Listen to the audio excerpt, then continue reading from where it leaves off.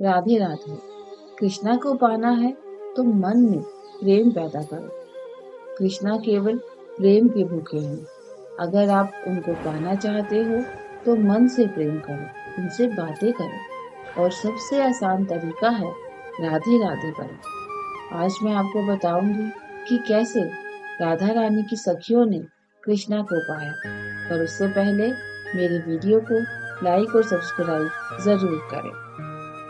एक सखी ने दूसरी सखी से बात की। होली के दिन से मैं प्रभु की हो गई। वो कैसे? प्रभु जब सिर पर पिचकारी मारते हैं तो अहंकार निकल जाता है। हे सखी, वो साधारण रंग की पिचकारी नहीं थी, उसमें तो ज्ञान का सागर भरा हुआ था। दूसरी पिचकारी मारी कान पर। सखी से पूछा, उससे क्या हुआ? कान पर पिचकारी के लगते ही मैंने कानों में निंदा सुनना बंद कर दिया और वह सत्संग सुनने की इच्छा करने लगे। तीसरी पिचकारी आंखों पर मारी, जिससे मेरी आंखें सारे जगत में जगदीश ही जगदीश देखने लगी, अर्थात कृष्ण ही कृष्ण दिखाई देने लगे। चौथी पिचकारी मेरे हृदय पर पड़ी, जिससे हे सखी, मेरा मन निर्मल हो गया। मन के निर्मल होते ही मेरा सारा संसार ही बदल गया। मुझे ऐसा लगा कि आज से, अभी से ही मेरा जन्म मरण मिट गया है। मैं सबसे ज्यादा धनवान हो गई हूँ, क्योंकि मेरा मन आत्मा को पाकर आत्मरूप हो गया है। पांचवी पिचकारी मेरे मुख पर पड़ी। हे सखी, उसी समय से मेरी जीभ बलि भांति से सात्विक हो गई, सारे रस नीरस हो गए और मैं उसी समय से प्रभु का नाम जपने लगी हूँ। छठवीं पिचकारी को जब कृष्ण ने मेरे गले पर मारी, तब से मेरी आवाज मधुर हो गई और मैं सत्य बोलने लगी। कृष्ण ने जब सातवीं पिचकारी को मेरी पीठ पर मारी तो हे सखी, उसी समय से मैंने संसार को पीठ दे दी और प्रभु की ओर मुख कर लिया। आठवीं पिचकारी जब मेरे हाथों पर लगी, तब से मेरे में दया और दान का गुण आ गया।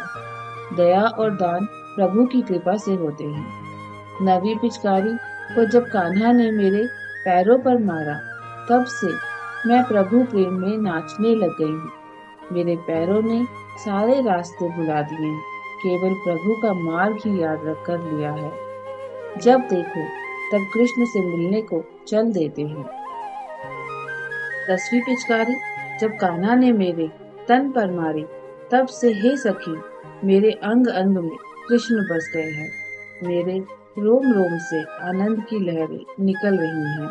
इस प्रकार मन सहित 10 इंद्रियां सभी गोपियों की रंग गई हैं।